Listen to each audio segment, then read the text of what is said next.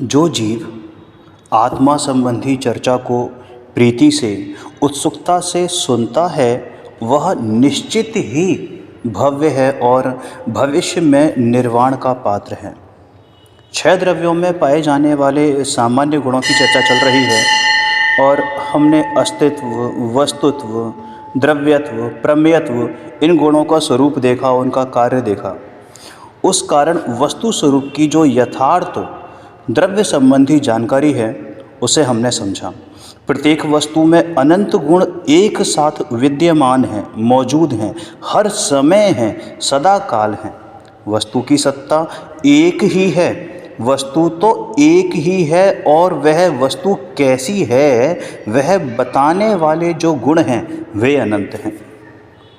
अनंत का कथन करना या सुनाना या सुनना, ये दोनों ही मर्यादा के बाहर हैं। इसलिए द्रव्य का स्वरूप समझने के लिए आवश्यक ऐसे 6 सामान्य गुणों की चर्चा शास्त्रों में आई है। आज का विषय है अपना अगुरु लघुत्व गुण। अगुरु लघुत्व गुण, इसमें अगुरु, अ प्लस गुरु प्लस लघुत्व, यानी कि अगुरु और अलघुत्व ऐसा गुण।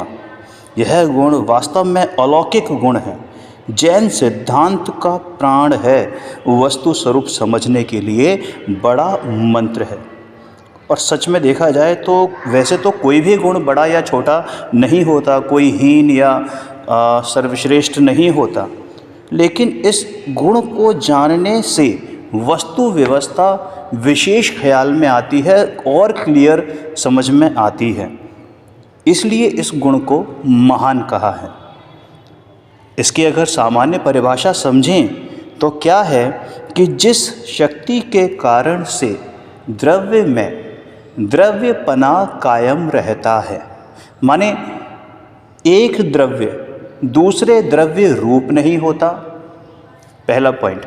दूसरा पॉइंट, एक गुण दूसरे गुण रूप नहीं होता। अब यहाँ पर जब हम 2 गुणों की बात करते हैं तो ये 2 द्रव्यों के गुणों की बात नहीं है, बल्कि एक ही द्रव्य के 2 गुणों की बात है। तो एक गुण दूसरे गुण रूप नहीं होता। थर्ड पॉइंट है कि द्रव्य में रहने वाले अनंत गुण बिखर कर अलग अलग नहीं होते, माने मोतियों की माला की भांति बिखर कर जैसे मोती अलग हो जाते हैं वैसे गुण अलग नहीं हो जाते। उस शक्ति को अगुरु लघुत्व गुण कहते हैं। अनादिकाल से अनंत द्रव्य अस्तित्व में हैं। उनमें से हर एक द्रव्य का स्वरूप जैसा का तैसा कायम रहता है। एक द्रव्य पलटकर दूसरे द्रव्य नहीं हो सकता। अनंत गुणों के समूह को द्रव्य, अनंत गुणों के समूह को क्या कहते हैं कि द्रव्य कहते हैं, पढ़ा था हमने। इन अनंत गुणों में से एक भी गुण अलग नहीं हो सकता, ऐसी शक्ति प्रत्येक द्रव्य में विद्यमान है। एक भी गुण यदि निकल कर दूसरे द्रव्य में मिल जाए या नष्ट हो जाए तो गुणों का समूह भंग होगा, यानी द्रव्य के नाश का प्रसंग आ जाएगा।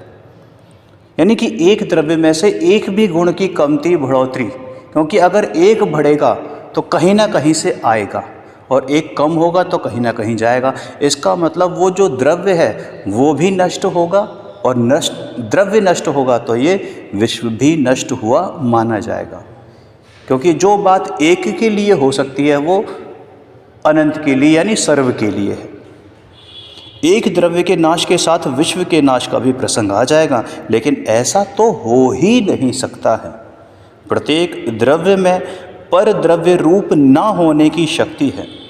अनंत गुणों का समूह जैसा है वैसा कायम रहने की शक्ति है और इस शक्ति को ही अगुरु लघुत्व गुण कहते हैं। समझ में आया ना? मैंने आपको बताया था इसको संधि विच्छेद करके, अगुरु और अलघुत्व, यानी कि गुरु का मतलब होता है बड़ा, कि कोई बड़ा नहीं होता। लघु का मतलब होता है छोटा और छोटा नहीं होता। यह शक्ति द्रव्य को बड़ा या छोटा नहीं होने देती, जैसा है वैसा ही कायम रखती है। समझ में आ गया ना? लेकिन हम किस आधार पर ऐसा कह सकते हैं, इस बात को हम समझेंगे। ठीक है ना, कि उसमें जो प्रत्येक द्रव्य में, देखो इसका जो आधार है, सबसे बड़ा आधार तो ये है कि प्रत्येक द्रव्य का अपना स्वचतुष्टय होता है। चतुष्टय का मतलब हमने पहले समझा था, मैं दोबारा आपको बताता हूँ। चतुष्टय यानी कि उसका खुद का द्रव्य, क्षेत्र, काल और भाव, ये तो हो गया चतुष्टय। और स्वय चतुष्टय का मतलब है स्वय द्रव्य, स्वय क्षेत्र, स्व काल और स्वय भाव। इसको कहते हैं चतुष्टय, स्वय चतुष्टय।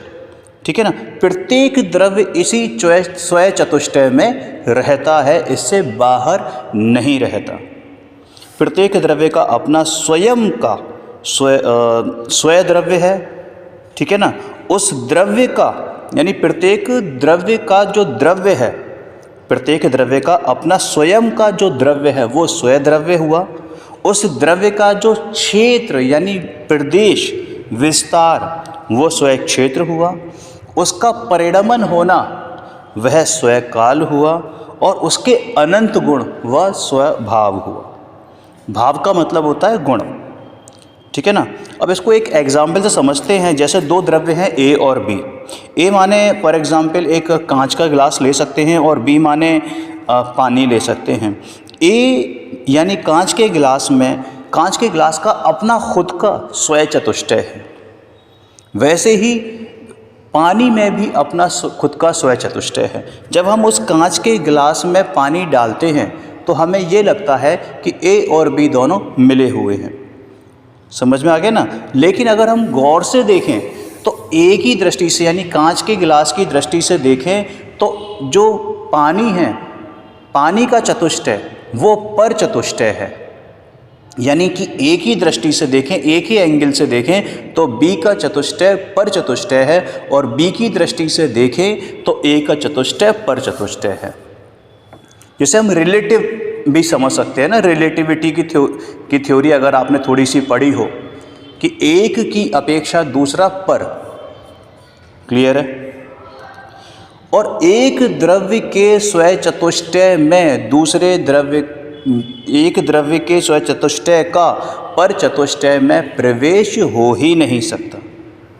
ठीक है ना, उनका एक दूसरे में अभाव है। अभाव का मतलब नास्ति है, नॉन एग्जिस्टेंस है। इसलिए ए द्रव्य और बी द्रव्य रूप नहीं हो सकता। जो ए द्रव्य है वो बी द्रव्य रूप नहीं हो सकता, और बी द्रव्य ए द्रव्य रूप नहीं हो सकता। क्लियर हो गई बात। प्रत्येक द्रव्य का स्वय चतुष्टय यानी द्रव्य, क्षेत्र, काल और भाव भिन्न भिन्न होने के कारण एक द्रव्य दूसरे द्रव्य रूप नहीं हो सकता। यह हम बात कर रहे हैं कि भैया जो पहला गुण था अगुरु लघुत्व गुण के, उसमें 3 पॉइंट्स बताए थे ना कि एक द्रव्य दूसरे द्रव्य रूप नहीं होता। तो उसमें जो पहला पॉइंट था उसको एक्सप्लेन करने का कोशिश हो रही है कि एक द्रव्य दूसरे द्रव्य रूप क्यों नहीं होता, क्योंकि प्रत्येक द्रव्य का अपना स्वय चतुष्टय है और एक वो जो द्रव्य है वो अपने स्वय चतुष्टय को छोड़कर बाहर नहीं निकलता है। समझ में आया ना। अब दूसरा पॉइंट क्या था कि एक गुण दूसरे गुण रूप नहीं होता। ठीक है ना। अब सवाल यहाँ पर दो द्रव्यों का नहीं बल्कि एक ही द्रव्य के दो डिफरेंट गुणों का है ना।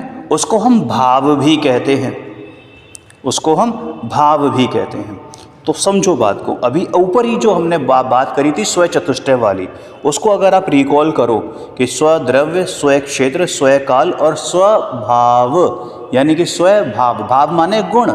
तो ये बात तो ऊपर भी क्लियर हो गई कि एक द्रव्य के दो गुणों का द्रव्य एक, क्षेत्र एक, काल एक, लेकिन भाव भिन्न भिन्न होने के कारण एक गुण दूसरे गुण रूप नहीं होता है। एक गुण का भाव दूसरे गुण में प्रवेश नहीं करता। इसको अगर हम पुद्गल द्रव्य की दृष्टि से देखें, फॉर एग्जाम्पल आम की दृष्टि से देखें, तो आम का जो रंग है यानी वर्ण गुण, वो उसका रस गुण नहीं बन सकता। उसके रस गुण के आधार पर हम वर्ण गुण नहीं जान सकते हैं लेकिन उस रूप नहीं हो सकता, है ना। यानी उसका जो स्पर्श, रस, गंध, वर्ण, ये सब सारे गुण अलग अलग ही होंगे। स्पर्श गुण रस गुण नहीं हो सकता, रस गुण रूप नहीं हो सकता, रस गुण स्पर्श गंध वर्ण रूप नहीं हो सकता, बाकी सब भी ऐसे ही। ठीक है ना, क्लियर है। अब अगर हम उसको थोड़ा सा एलोबरेट करें, इन सारे वर्णों, उन सारे गुणों को, जो 4 गुण हमने लिए स्पर्श रस गंध वर्ण पुद्गल के, ठीक है ना, उसको अगर हम एलोबरेट करें और उसी आम का एग्जाम्पल लें, ठीक है ना, या कैरी का एग्जाम्पल लें, तो जो द्रव्य उस कैरी का है वही द्रव्य वर्ण गुण का है, वही रस का है, वही क्षेत्र किसका है, कैरी का है, और वही क्षेत्र वर्ण का है, और वही क्षेत्र रस का है, यानी कि द्रव्य और क्षेत्र। अब हम परिणमन की बात करते हैं, तो जो परिणमन काल उस कैरी का है वही काल वर्ण गुण का है, और वही काल रस गुण का भी है। लेकिन अगर हम भाव की बात करें तो कैरी में अलग अलग भाव, कौन से अलग अलग गुण, तो स्पर्श रस गंध वर्ण की अगर हम बात करें तो जो भाव या जो गुण वर्ण है वो अलग है और रस गुण अलग है, यानी कि दोनों अलग अलग हैं, स्वतंत्र रूप से हैं। इस वजह से एक गुण दूसरे गुण रूप नहीं हो सकता, एक गुण दूसरे गुण का कार्य नहीं कर सकता। अगर ऐसा हो तो क्या हो कि अगर एक गुण दूसरे गुण रूप हो जाए, तो फिर अगर ऐसा होगा कि एक गुण दूसरे गुण रूप हो जाएगा तो फिर गुण कम हो जाएगा। सपोज स्पर्श गुण रस रूप हो जाए किसी एक पदार्थ में, तो उसमें से स्पर्श गायब हो जाएगा, रस ही रस रह जाएगा। ठीक है ना, तो इसका मतलब क्या हुआ कि एक गुण कम हुआ। अगर एक गुण कम होने की सामर्थ्य किसी द्रव्य में हो तो उसमें अनंत गुण वो भी गायब हो सकते हैं, और जब अनंत गुण गायब होंगे तो वो द्रव्य भी गायब हो जाएगा, वो द्रव्य भी गायब होगा तो ये विश्व भी गायब हो जाएगा। तो ऐसी वस्तु व्यवस्था है कि भैया एक गुण दूसरे गुण रूप नहीं हो सकता। ऐसे ही अगर हम अपने ऊपर घटित करते हैं तो जीव का श्रद्धा गुण ज्ञान या चारित्र गुण रूप नहीं हो सकता। समझ में आया ना, श्रद्धा सम्यक होने पर भी चारित्र में क्रम पड़ता है। ठीक है, देखो कैसे कि सम्यक दर्शन होते ही श्रद्धा ज्ञान चारित्र आदि सभी गुणों में सम्यक पना आता है, यानी कि उसका विपरीत पना, यानी जो उल्टी मान्यता थी वो खत्म होती है। ठीक है ना, आत्मा की अनुभूति रूप यह मैं, यह मतलब कि मैं ऐसी श्रद्धा। ठीक है ना, फिर आत्मा का ज्ञान यानी मेरा स्वयं का ज्ञान, और आत्मा में यानी निज में स्थिरता होती है, इसे चारित्र कहते हैं। ऐसा होने पर भी यह स्थिरता बहुत अल्पकाल यानी बहुत कम समय के लिए रहती है, यानी चारित्र की पूर्णता नहीं होती है। समझ में आया ना। और अधिक आत्म स्थिरता होने पर एक समय ऐसा आता है कि जीव का उपयोग माने अटेंशन यानी उसका ध्यान चिरकाल के लिए यानी लंबे समय के लिए, अनंत काल के लिए आत्मा में ही ठहर जाता है, लीन हो जाता है, जिसे हम यथाख्यात चारित्र कहते हैं। क्या कहते हैं? यथाख्यात चारित्र, और पूर्ण वीतरागता की प्राप्ति हो जाती है।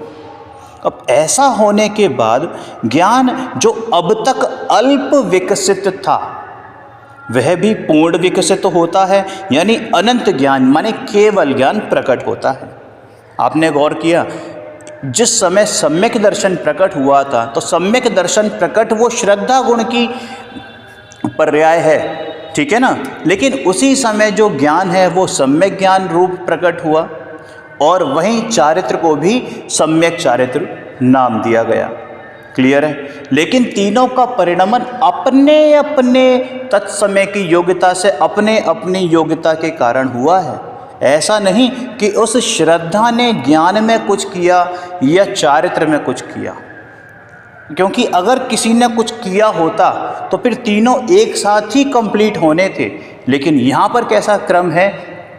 कि श्रद्धा तो सम्यक दर्शन होने के साथ ही पूर्ण हो गई, यानी पूर्ण दशा को प्राप्त हो गई।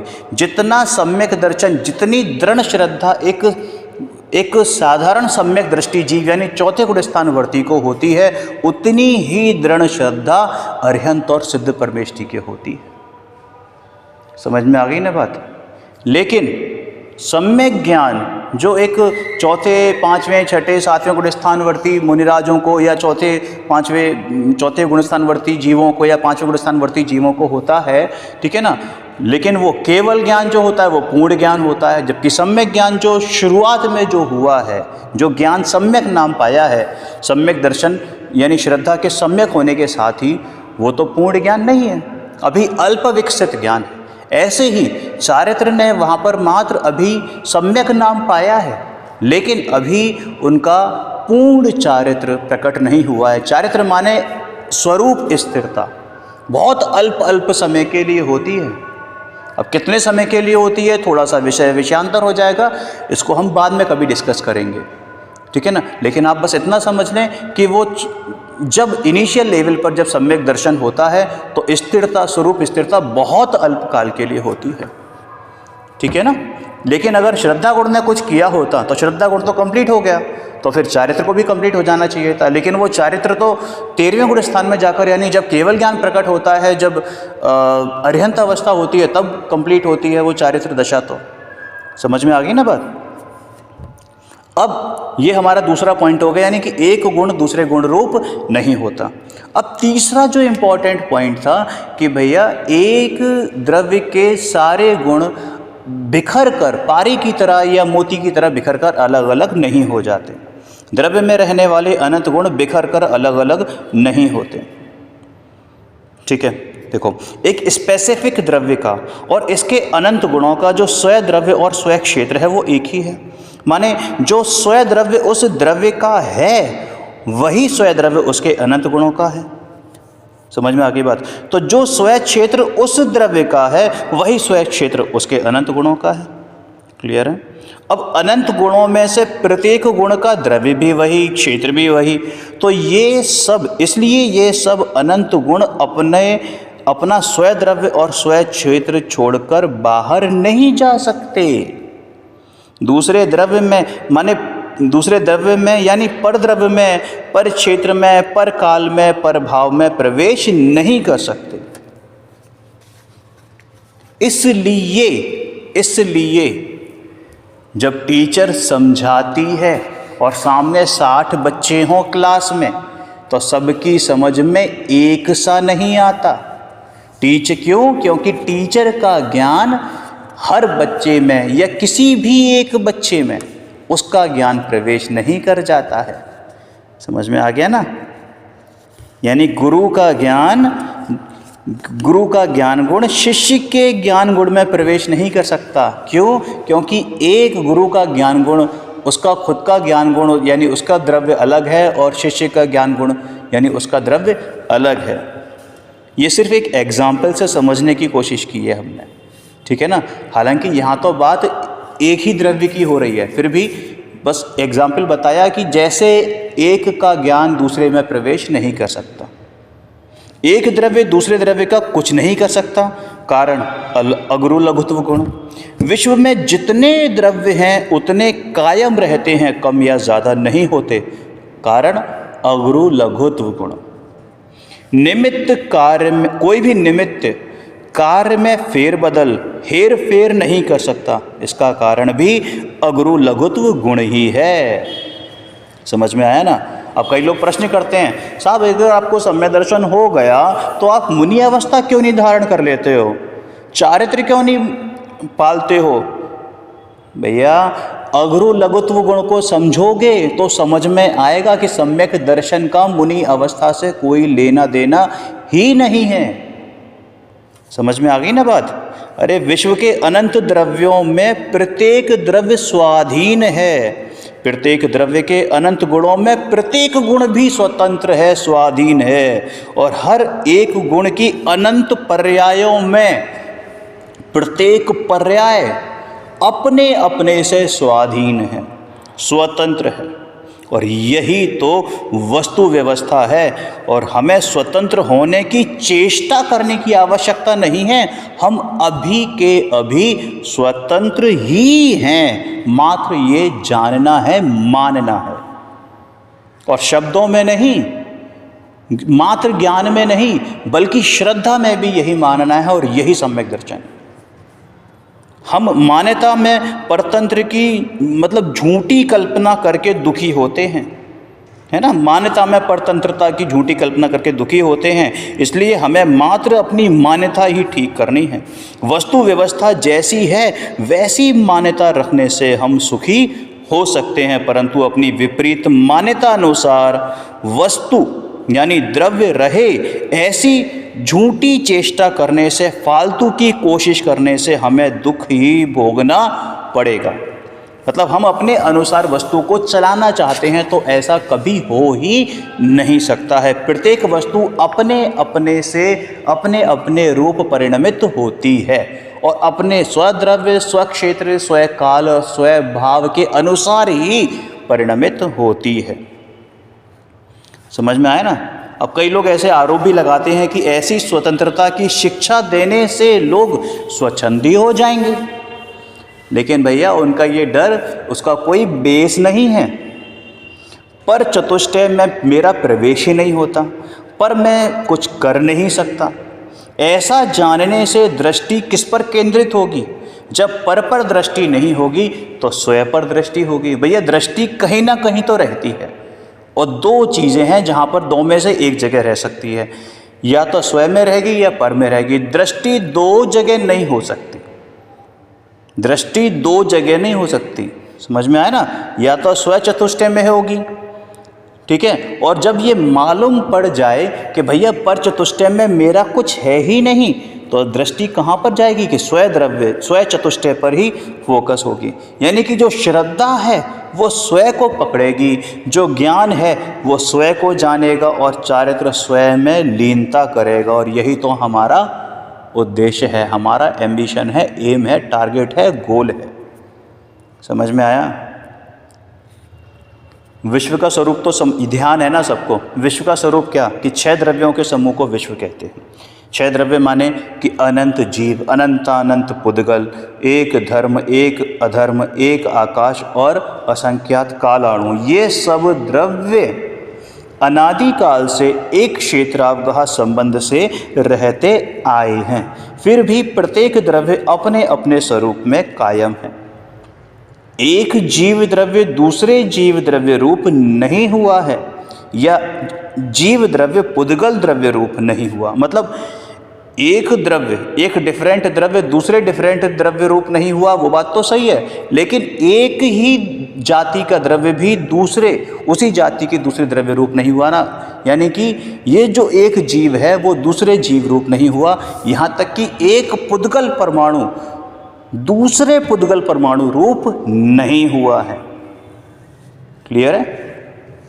ज्ञान, दर्शन, चारित्र, सुख, वीर, प्रभुता, विभूता आदि यानी जीव द्रव्य के जो गुण हैं ये हैं, अनंत गुण है। मैंने कुछ नाम लिए है ना। पुद्गल द्रव्य के कौन से गुण हो गए? स्पर्श, रस, गंध, वर्ण, ठीक है ना, ये सब पुद्गल के हो गए, ठीक है ना। अब एग्जाम्पल से अगर समझें तो पिछले 40-42 सालों से मेरा इस शरीर के साथ जो अभी की अवस्था है, असमान जाति पर्याय है, इस मनुष्य भव के जो शरीर मिला है उसके साथ मेरा शरीर से संबंध है।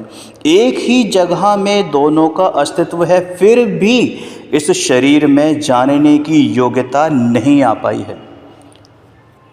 क्यों? क्योंकि एक द्रव्य का दूसरे द्रव्य में परिणमन हो ही नहीं सकता। मुझ में स्पर्श, रस, गंध, वर्ण प्रवेश नहीं कर सकते। अगर आप ये समझते हैं कि ये शरीर जानता है, तो भैया शरीर में से जब आत्मा ने यानी हम निकल जाते हैं और ये बॉडी रह जाती है, तो बॉडी क्यों नहीं जान सकती? क्यों? क्योंकि एक द्रव्य दूसरे द्रव्य रूप हो ही नहीं सकता।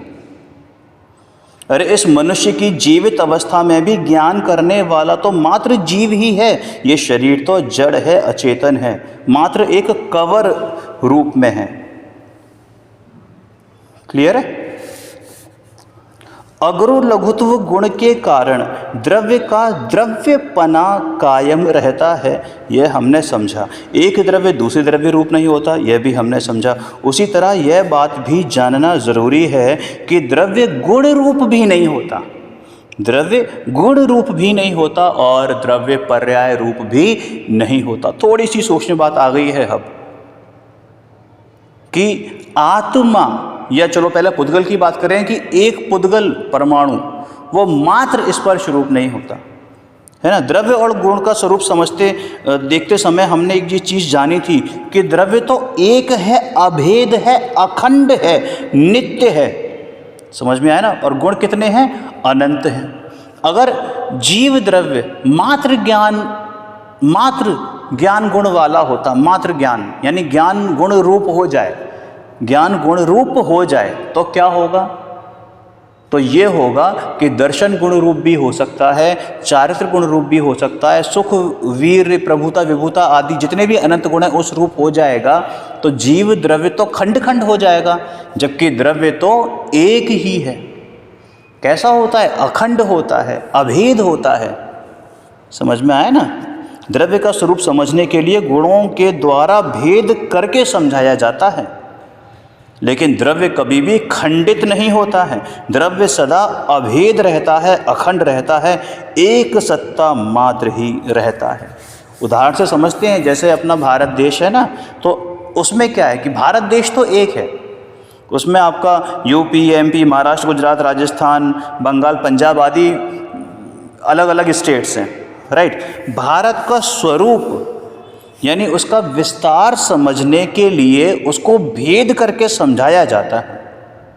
लेकिन जब भारत एक देश की बात आती है तो सारे विभिन्न प्रांत क्या हो जाते हैं?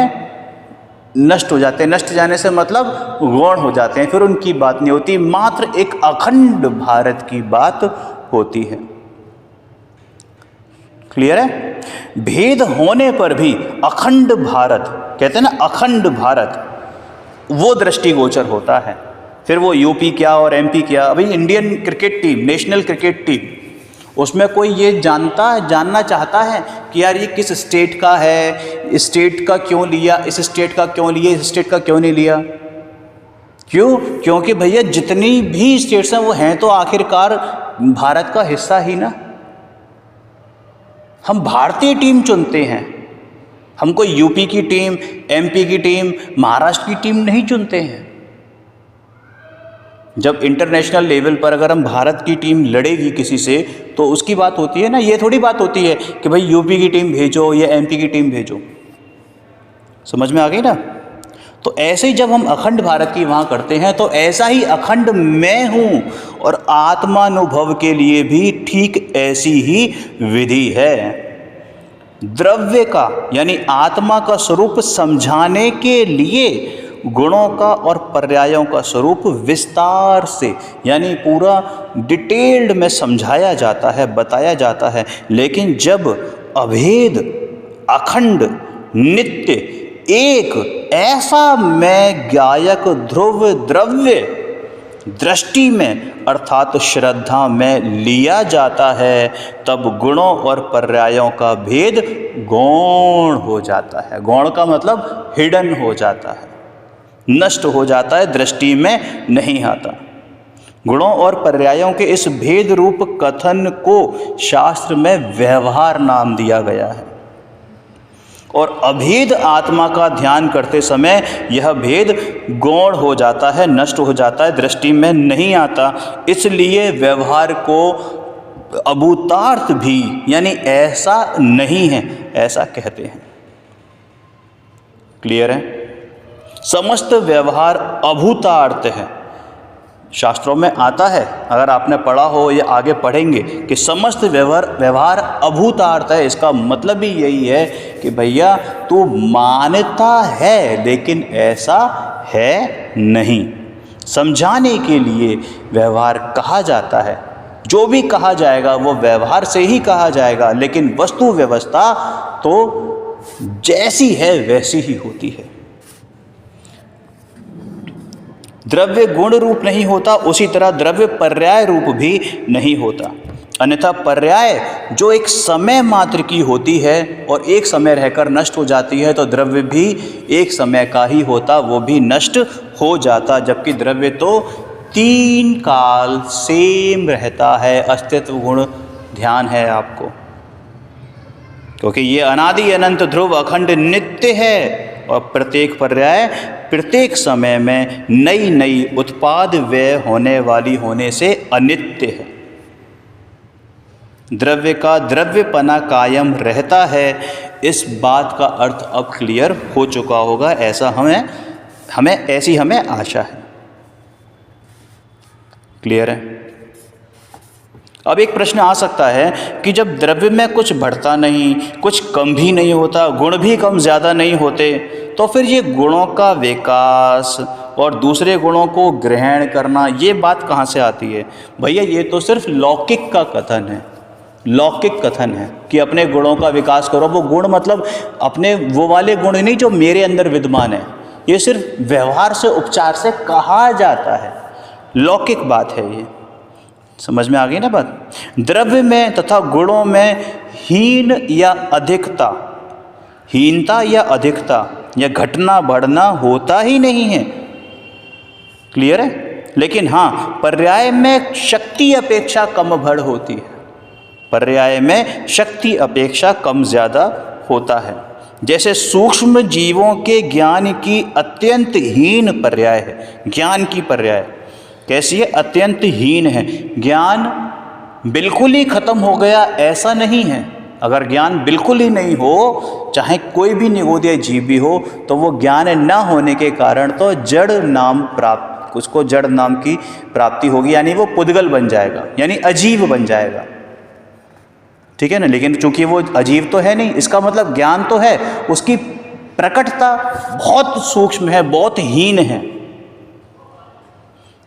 क्योंकि ज्ञान गुण की अपेक्षा से अगर हम देखें तो सभी जीवों का ज्ञान गुण समान शक्ति वाला है, शक्ति वाला है। ध्यान दीजिए, शक्ति सेम है, प्रकटता में हीनता अधिकता होती है, वो भी ज्ञान, वो भी गुणों की अपेक्षा से अगर हम बात करें। ठीक है?